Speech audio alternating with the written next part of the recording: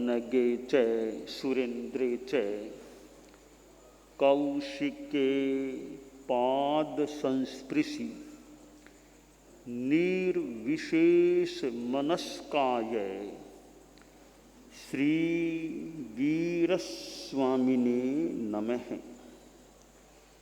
भगवती सूत्र के 8वें शतक में कहा गया है क इणम भन्ते परिसहा पन्नत्ता गोयमा 22 परिसहा पन्नत्ता तंजहा दिगिंछा परिसहे पिवासा परिसहे शीत परिसहे उष्ण परिसहे दंस मसग परिसहे अचेल परिसहे अरई परिसहे इत्थ परिसहे चरिया परिसहे निसीहिया परिसहे सिज्जा परिसहे अक्कोश परिसहे वह परिसहे जायना परिसहे अलाभ परिसहे रोग परिसहे तनफास परिसहे जल्ल परिसहे सक्कार पुरकार परिसहे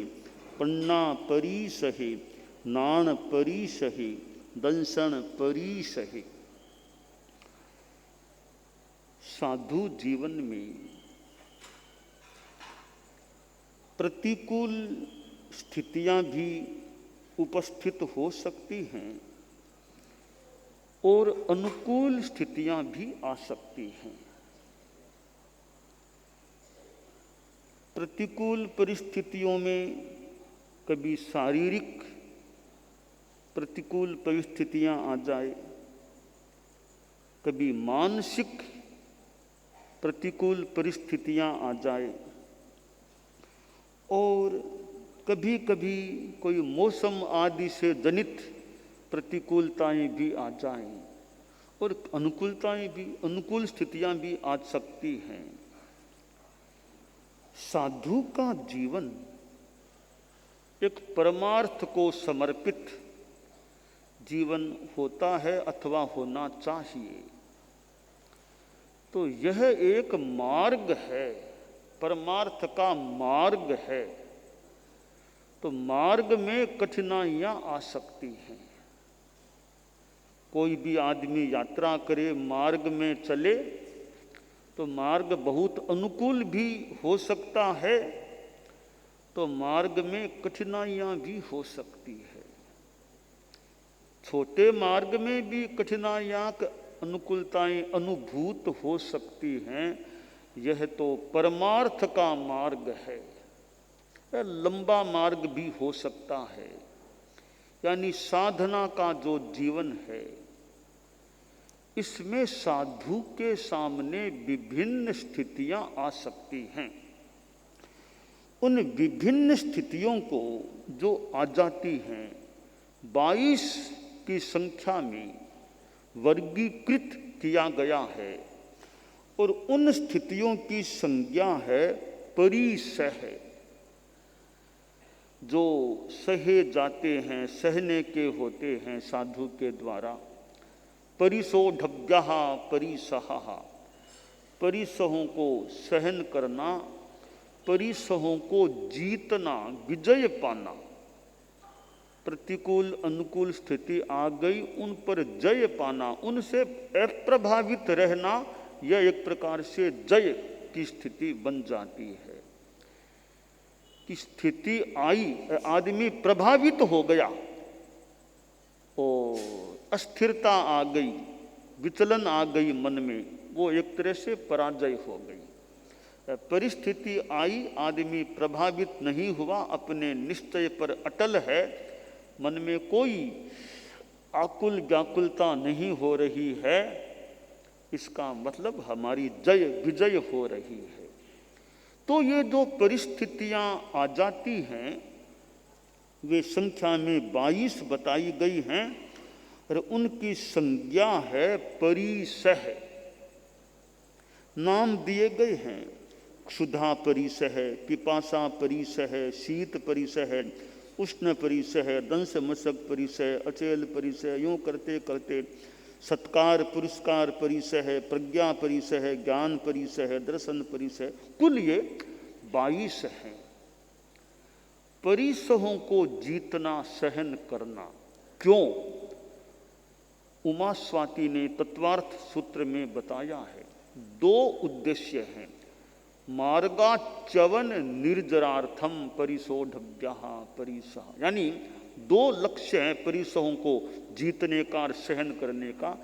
एक उद्देश्य है मार्गाच्चवन, मार्ग से अच्चवन। अगर परिसहों को जीतते हैं तो संयम के रास्ते से च्युत होने की स्थिति न आए। तो मार्ग से मैं च्युत न हो जाऊं, संयम मार्ग से विचलित न हो जाऊं, इसलिए परिसहों को सहन करना चाहिए। कोई कह दे भाई मैं तो मजबूत हूँ, मेरे कोई ऐसी विचलन की बात नहीं है, फिर मैं क्यों सहन करूँ, मैं तो मजबूत हूँ। तो दूसरा उद्देश्य है निर्जरार्थम, कि तुम मजबूत हो तो कर्म तो काटने हैं ना, तो परिसहों को सहो ताकि कर्म निर्जरा हो जाए। इसलिए 2 उद्देश्य, 2 प्रयोजन हैं परिसहों को सहने के। पहला उद्देश्य है, पहला दूसरा कुछ भी मान ले, मार्गाच्चवन, मार्ग से च्युत न हो जाएं, इसलिए परिसहों को जीत सकें, सहन कर सकें, करें, सहन करें। दूसरा भी च्युत मान लो नहीं होवोगे तो निर्जरा कर्म काटने के लिए परिसहों को सहन करना चाहिए। अब जो 22 परिसह हैं वो अनेक प्रकारों के हैं। कई शरीर की परिस्थिति से पैदा होने वाले तो स्वाभाविक से हैं। जैसे पहला परिसह है क्षुधा परिसह, भूख लगना। ये क्षुधा है, खुहा समा वेदना नथी, कहा तो यह गया है भूख के समान वेदना नहीं होती। भूख लगती है, खाने को न मिले तो आदमी की कठिन स्थिति बन सकती है। साधु को भी भूख लग जाए, अब भिक्षा न मिले, भोजन न मिले, जा रहा है गांवों में, अब कोई शाकाहारी भोजन वाले घर वहाँ नहीं है मान लो, या बहुत ही कम हैं भी तो वे साधु की विधि को नहीं जानते, सचित क्या अचित क्या वो इन चीजों को जानते नहीं है। पानी पक्का मिला नहीं, सचित पानी है। ऐसी स्थिति में साधु भिक्षा नहीं ले पा रहा है, भूख लग रही है। उस भूख को सहन कर लेना, शांत भाव से सहन कर लेना मानो क्षुधा परिसह जय, क्षुधा परिसह को जीतना हो जाता है। भूख को भी सहन कर लेना। और भूख लग जाए फिर भी यह इच्छा न करे कि मैं सचित खा लूं, वो खा लूं, बनवा के खा लूं, बना के खा, वो इच्छा न जागे, सहन करना है तो बड़ी बात है। कभी कभी वर्षा की ऐसी स्थिति कि घर बहुत है गांव में, पर वर्षा के कारण से गोचरी जा नहीं पा रहा है, तो भूख लग रही है, भूख शांत नहीं हो रही है। आगमकार ने मानो एक आलंबन सूत्र दिया, तवोत्ति अहियाशय, सहज तप है। ऐसे किसी कारण से भोजन न मिले, वर्षा के कारण से एक और किसी कारण से भोजन न मिले, साधु यह सोचे मेरे सहज तपस्या हो रही है, और तो मैं तपस्या करता कि नहीं करता, आज तो सहज ही मुझे भोजन न मिलने से तपस्या का मौका मिल गया।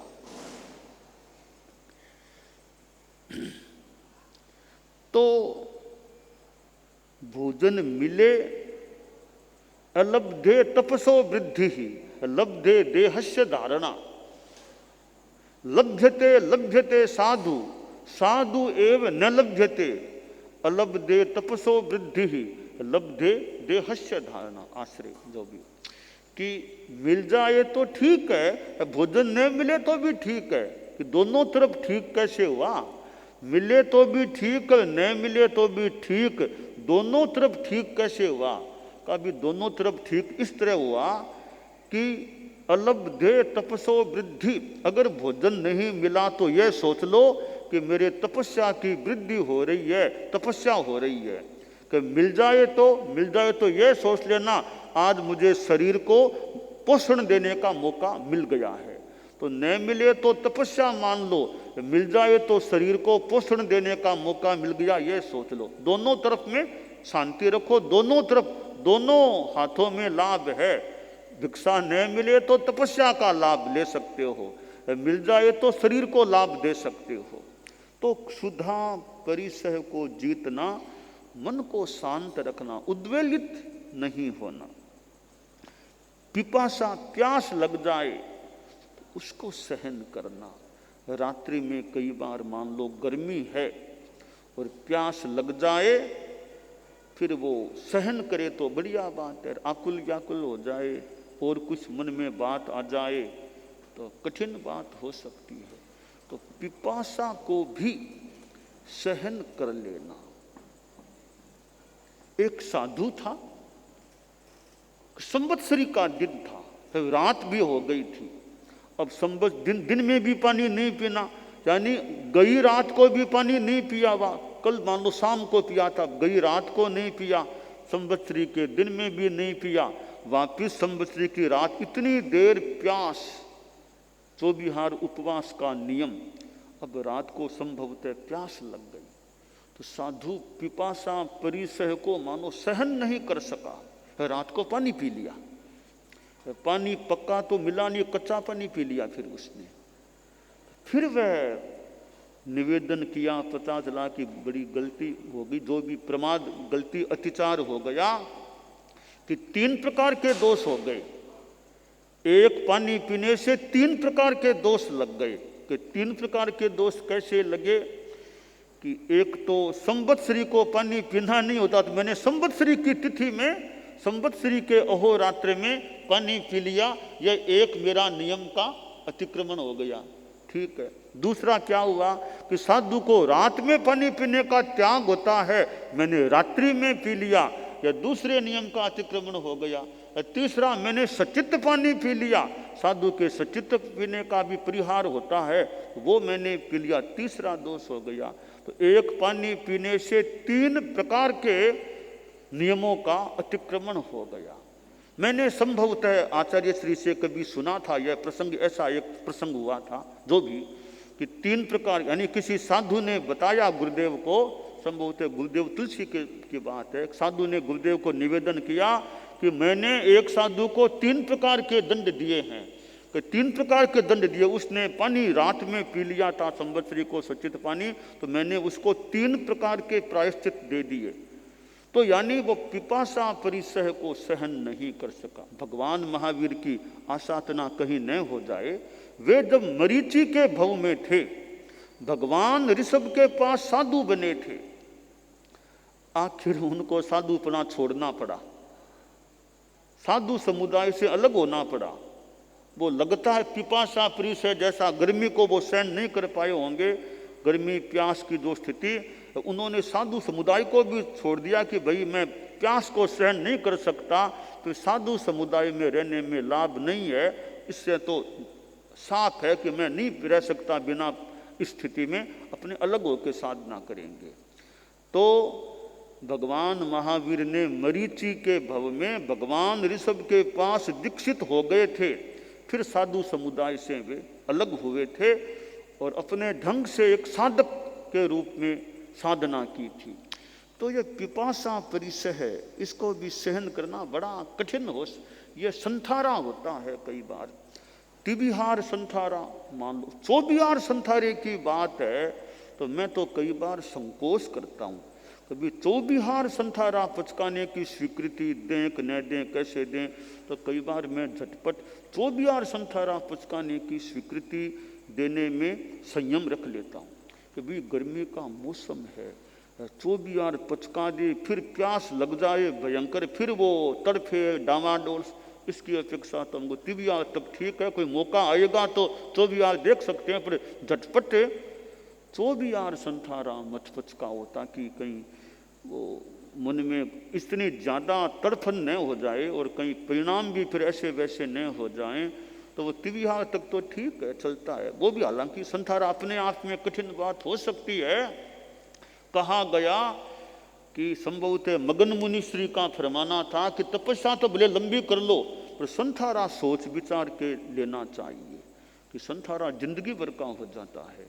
तो संसारा में भी चौबिहार संसारा तो और भी कठिन काम हो सकता है। इसलिए हमारे साधु साधियाँ भी चौबिहार संसारा तो झटपट जल्दबाजी मत करो, थोड़ा देखो कोई जल्दी सी चौबिहार त्याग भले करा दो, 2 घंटा का चौबिहार करा दो, 3 घंटा का चौबिहार त्याग करा दो। चौबिहार संसारा पचकाने में बहुत ध्यान हमें देना चाहिए, कहीं उसको ऐसी स्थिति न बन जाए कि वो तड़पता रहे फिर पानी मांगना शुरू कर दे, यह स्थिति न बन जाए और परिणाम भी उसके खराब न हो। तो पिपासा परिसह को सहन करना, और ये सर्दी गर्मी की स्थितियाँ भी साधु जीवन में आ सकती हैं, और कभी ये रोग हो जाए, बीमारी की समस्या पैदा हो सकती है, यह भी परिसह है। ऐसे अनेक प्रकार के परिसह बताए गए हैं। ज्ञान ज़्यादा नहीं हो रहा है, अज्ञानता रहती है, वो भी समस्या भी कि मुझे ज्ञानवत्ता प्राप्त नहीं हो रही है। यूँ शारीरिक मानसिक अन्य परिस्थिति जन्य अनेक समस्याएं या अनुकूलताएं भी परिसह में अनुकूल भी हो सकता है। ऐसी कई स्थितियां आ सकती हैं, उनको साधु सहन करे, यह परिसह जय की बात हो सकती है। हम इस बात को गृहस्थों पर भी समवतरित करें कि साधु के लिए तो 22 परिसह की बात बताई दी गई है, और परिस्थितियां तो गृहस्थों के जीवन में भी आ सकती है। इंसान है, साधु भी इंसान है और गृहस्थ भी इंसान है, और भी प्राणियों के सामने समस्या आ सकती है।